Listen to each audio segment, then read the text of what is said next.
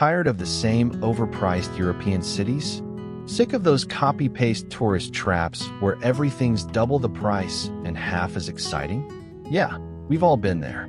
But what if I told you there's a place that has the charm of Europe, the warmth of Asia, the affordability of Southeast Asia, and you don't even need a visa to stay for a full year? Sounds too good to be true? But before we start the video, make sure to set your TV, mobile, or laptop to full screen so you can fully enjoy the experience. Welcome to Tbilisi, not the city in Georgia, the US state. I'm talking about the capital of the country, Georgia, nestled right between Turkey, Russia, Armenia, and Azerbaijan. A hidden gem destination that's quickly becoming a favorite for budget travelers, solo adventurers, backpackers, and digital nomads. Now I know what you're thinking. Where is this place? Well, imagine walking through cobblestone alleyways that feel like an old European town. You take a turn, and suddenly you're standing in front of a Persian-style bathhouse, with a Soviet-era monument behind you and a futuristic glass bridge just down the road. It's like traveling through time and cultures in one afternoon. And here's the kicker: everything is dirt cheap. I'm talking 60 to 70% cheaper than Western Europe. No joke. So in this ultimate Tbilisi travel guide, we're diving into everything you need to know: where to stay, what to eat, the best things to do, what stuff costs, when to go, how to get there, visa info, and a few off-the-radar spots you won't find on your average travel blog. So if you're looking for a travel experience that's affordable, exciting, and totally unique, stick with me. You won't want to miss this. So when's the best time to visit Tbilisi? Honestly, timing is everything here. The best time to visit Tbilisi is during spring or fall, specifically between April to June or September to October. That's when the weather is ideal, sunny but not too hot, perfect for exploring the city by foot. And trust me, you'll want to walk everywhere here. Spring brings fresh flowers, crisp mornings, and that light jacket weather we all love. Fall, it's pure magic. Think wine festivals, golden leaves, cozy sunsets, and that Instagram-perfect glow on every building. Summer can get pretty warm, but it's manageable with some shade and an icy drink. Winter's not bad either. It's chilly, but the city is still totally walkable, and you might even catch some snow on the mountaintops. Just pack layers, comfy shoes, and, oh, a big appetite. You're gonna need it. Let's dive into the food, because when it comes to travel, what you eat is just as important as where you go. This city doesn't just feed your body, it feeds your soul. And it does it all without draining your wallet. First up is khachapuri. It's not just bread, it's an experience. Picture a boat-shaped crust, bubbling with melted cheese, a knob of butter, and a runny egg right in the center. You tear off the edges, dip them into the cheesy middle, and for a moment, time stops. It's warm, it's rich, it's carby heaven. Then there's khinkali, giant dumplings stuffed with meat or mushrooms and filled with savory broth. There's a proper way to eat them too. Hold from the top, take a bite from the side, slurp the juice, then devour the rest. Fork and knife? Nah, you're doing it wrong, my friend. And now, let's talk prices, because this is where Georgia really shines. A full sit-down local meal? You're looking at just $6 to $8. Street food like khinkali or khachapuri, around $1 to $3. Fancy three-course dinner with wine, still under $15. A cappuccino, just $1.50. Wait, did you say wine? Yep. And here's the crazy part. Georgia is actually the birthplace of wine. Like, historically, archaeologists found wine residue in clay pots here dating back over 8,000 years. That's long before France or Italy even figured it out. They still use those clay pots today, burying them underground to ferment the wine naturally. It sounds a little wild, but it tastes like something out of a dream. Rich, earthy, and totally unforgettable. You can do a wine tasting tour for under $10, or just order a glass at any restaurant. Their house wine is often better than the expensive bottles you'll find back home. So yeah, raise that glass and say Gaumarjos. That's cheers in Georgian, and the locals will love you for it. Before we dive into where to stay in Tbilisi, make sure to like this video, subscribe to our channel, and share it with your friends.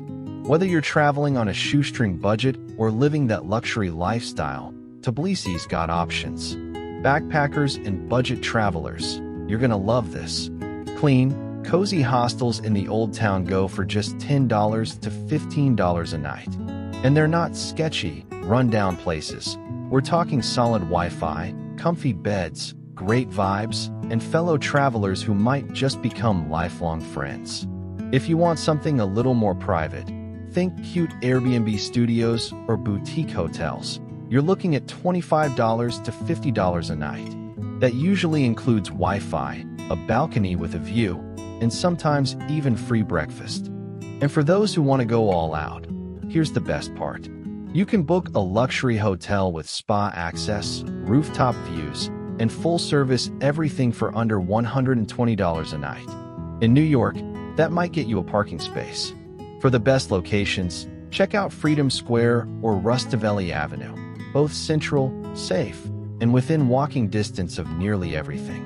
Now let's talk about what to do in Tbilisi.